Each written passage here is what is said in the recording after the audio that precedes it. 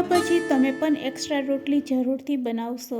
Hello friends, welcome to kitchen art. શું friends તમારા ઘરમાં પણ રોટલી વધે છે? જો આવું થતું હોય તો આજે આપણે વધેલી રોટલીમાંથી ચેવડો બનાવીશું। ઝટપટ બની જાય છે અને અઠવાડિયા સુધી તમે સ્ટોર કરી શકો છો। તો ચાલો બધી ટ્રીક અને ટિપ્સ સાથે આજે આપણે રોટલીમાંથી ચેવડો બનાવીશું। રેસીપી સારી લાગે તો લાઈક અને શેર કરજો। મારી ચેનલ ઉપર નવા હોય અને મારી ચેનલને હજુ સબસ્ક્રાઈબ ન કરેલ હોય તો સબસ્ક્રાઈબ કરી બાજુનું બેલ બટન દબાવવાનું ભૂલશો નહીં, જેથી કરીને તમને મારા નવા વિડીયોનું નોટિફિકેશન મળતું રહે। તો આપણે સૌ જાણીએ છીએ એક્સ્ટ્રા રોટલી આપણા ઘરમાં આ રીતે વધતી જ હોય છે। તેમાં પણ અત્યારે ઉનાળો છે એટલે દરેકના ઘરમાં એક્સ્ટ્રા રોટલી વધતી જ હોય છે।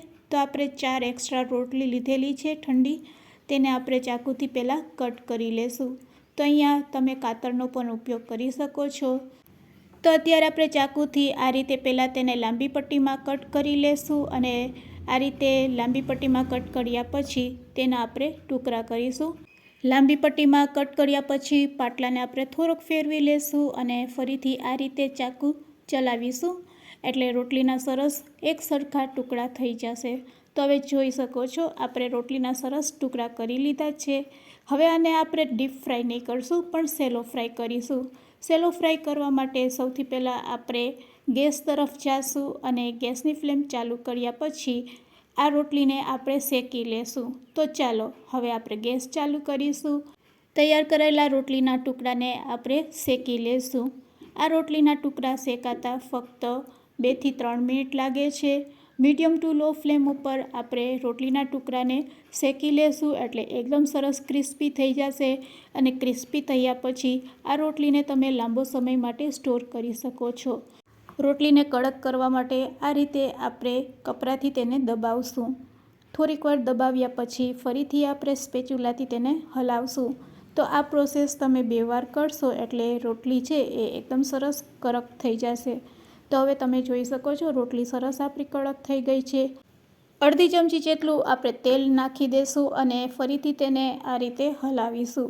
તેલ નાખ્યા પછી આપણે તેને હજુ 1 મિનિટ માટે ક્રિસ્પી કરીશું। તો અહીંયા આપણી રોટલી સરસ ક્રિસ્પી થઈ ગઈ છે।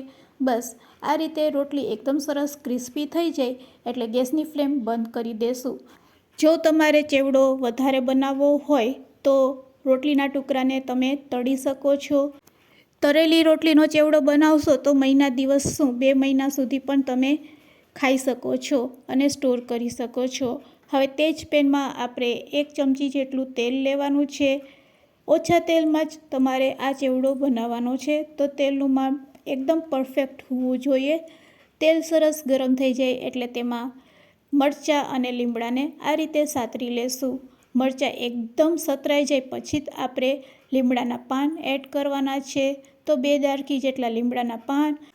આ ચેવડો બનાવવા માટે અહીંયા આપણે દાળિયાની દાળ લેશું અડધી વાટકી અને સિંગદાણા આ રીતે 2 ટુકડામાં કટ કરીને આપણે એડ કરશું। આ બંને વસ્તુને આપણે સારી રીતે સાતરી લેશું। તો અહીંયા આપણે ગેસની ફ્લેમ એકદમ લો રાખવાની છે અને લો ફ્લેમ ઉપર જ આ ચેવડો આપણે તૈયાર કરવાનો છે। તમે જોઈ શકો છો દાળનો કલર છે તે ચેન્જ થતો જાય છે। આ રીતે દાળનો કલર ચેન્જ થઈ જાય એટલે આપણે ગેસની ફ્લેમ બંધ કરી દેવાની છે।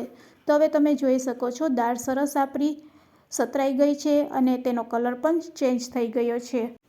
ગેસની ફ્લેમ બંધ કર્યા પછી જ આપણે શેકેલી રોટલીના ટુકડા તેમાં એડ કરશું અને તેને સારી રીતે મિક્સ કરી લેશું।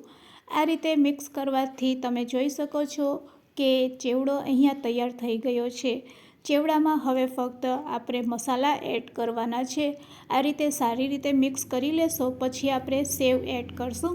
અહીંયા સેવ નાખવી ઓપ્શનલ છે। જો તમારે સેવ નાખવી હોય તો નાખી શકો છો અને સ્કીપ પણ કરી શકો છો। હવે સેવને પણ આપણે સારી રીતે મિક્સ કરી લેશું। હવે બસ મસાલા એડ કરવા માટે શું કરવાનું છે તો સૌથી પહેલાં અહીંયા આપણે મસાલામાં સ્વાદ મુજબ પહેલાં મીઠું એડ કરશું। મીઠું એડ કર્યા પછી અહીંયા આપણે લાલ મરચું પાવડર એડ કરશું, ચપટી હળદર એડ કરશું, સાથે તેમાં આમચૂર પાવડર એડ કરશું અડધી ચમચી। આમચૂર પાવડર એડ કર્યા પછી ચાટ મસાલો એડ કરશું અને મારી પાસે ગ્રીન કલરનો ચટણીનો પાવડર છે તો હું તે પણ એડ કરીશ. જો તમારે આ મસાલામાંથી એક પણ મસાલો ન નાખવો હોય તો તૈયાર પેરી પેરી મસાલો આવે છે તે પણ એડ કરી શકો છો. તેનાથી પણ ચેવડામાં એક સરસ ટેસ્ટ આવશે. અને ઘરના રેગ્યુલર મસાલા એડ કરીને જો તમારે ચેવડો બનાવવો હોય તો તે રીતે પણ તમે બનાવી શકો છો. તો તૈયાર છે આપણો વધેલી રોટલીનો નાસ્તો, જેને તમે અઠવાડિયા સુધી સ્ટોર કરી શકો છો. આ ચેવડામાંથી તમે ચાટ બનાવી શકો છો. ચાટ બનાવીને દહીં નાખીને પણ એન્જોય કરી શકો છો. ચાલો ટેસ્ટ કરીને બતાવું છું. વાવ ફ્રેન્ડ્સ, ખરેખર ખૂબ જ સરસ લાગી રહ્યો છે. તો હવે તમે પણ એક્સ્ટ્રા રોટલીમાંથી આ ચેવડો ચોક્કસથી ટ્રાય કરજો. ફ્રેન્ડ્સ, આજની આ રેસીપી તમને કેવી લાગી તે મને કમેન્ટ્સમાં જરૂરથી કહેજો. રેસીપી એન્ડ સુધી જોઈ હોય તો એક લાઇક જરૂરથી આપજો. મારી ચેનલને સબસ્ક્રાઈબ ન કરેલ હોય તો સબસ્ક્રાઈબ જરૂરથી કરી લેજો. અને હા, તમારા ફ્રેન્ડ્સ, મિત્ર અને ગ્રુપમાં શેર કરવાનું ભૂલશો નહીં. Thanks for watching. બસ આ રીતે કાચની બરણીમાં ભરી એક અઠવાડિયા સુધી તમે આ ચેવડાને એન્જોય કરી શકો છો. Thanks for watching. ફરી મળીશું એક નવી રેસીપી સાથે.